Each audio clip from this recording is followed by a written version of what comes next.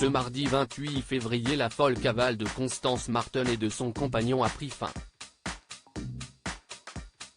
Le couple a été arrêté par la police. Un mystère demeurait, qu'était devenu leur bébé? Au Royaume-Uni, l'affaire défraye la chronique notamment en raison de la proximité de Constance Marten avec la famille royale. L'histoire est des plus sordides et vient de connaître son tragique épilogue.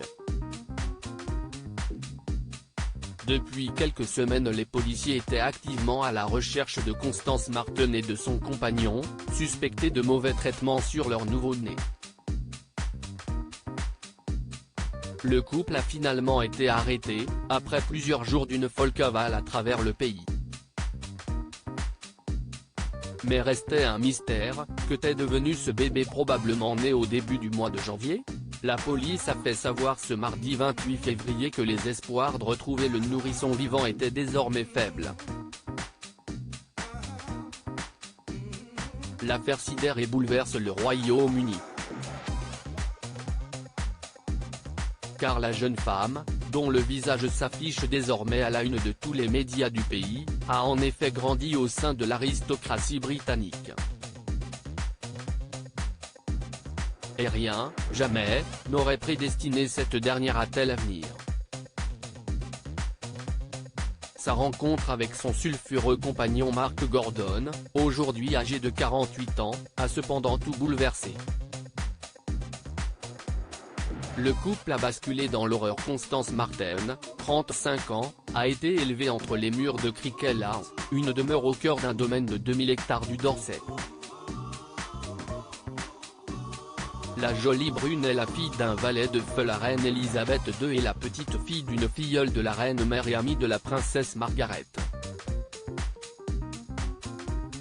Elle mène une vie de privilège, fait ses études dans un pensionnat catholique privé, dont les droits se montent à 30 000 € l'année, poursuit ses études à l'université de Leeds.